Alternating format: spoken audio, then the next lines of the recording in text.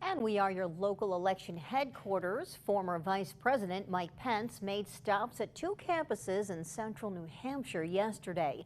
In the afternoon at St. Anselm College, he focused on his conservative values, drawing comparisons to his former boss and current GOP frontrunner. When Donald Trump ran for president in 2016, he promised to govern as a conservative. And together we did.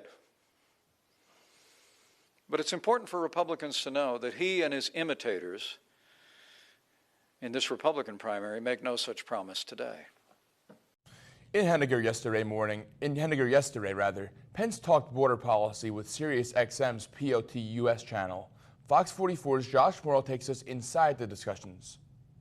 Mike Pence made his case for the Republican primary bid here at the Simon Center on Wednesday, where he continued to rid his allegiance with former President Donald Trump and preach the Ronald Reagan era politics that he says he most aligns with.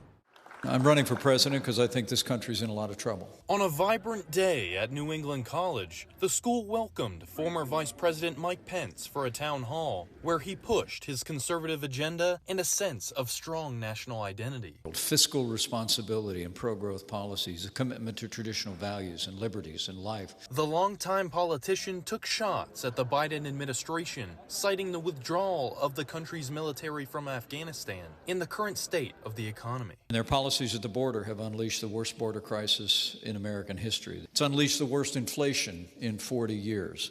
Mortgage rates are at a 22-year high. With Pence still fifth in many national polls, he says his work as vice president under Donald Trump speaks for itself. We became a net exporter of energy for the first time in 75 years. We've got to get back to the strong military, to a commitment to pro-growth policies. And older Republican voters in Henniker say that record is why they support him. He would do what's right for the country, not what's right for Mike Pence. Pence continues to try and distinguish himself from his former running mate and from the events of the January 6th insurrection, calling on Republican voters to choose between classic conservative principles over what he is calling problematic populism that he says was sparked by Trump. I think the American people long for us to restore a threshold of civility in public life. And the candidate laid out aspects of his foreign policy goals. I believe it's in the national interest of the United States to provide the support for the Ukrainian military so they can defeat and repel that Russian invasion.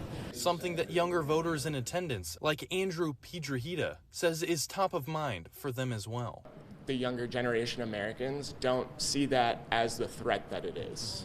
And in terms of, there could be a global military conflict around the corner. And with that conflict looming, Pence says many of the country's military quotas not getting met is a big issue. It seems to be advancing a radical left social agenda within the Pentagon, and it causes them to hesitate to be a part of it. And Pence, like some of his counterparts in the race, said that if elected, he would shut down the Federal Agency of Education and leave those financial and educational decisions up to individual districts and states. Reporting in Henniker, Josh Morrill, Fox 44 News.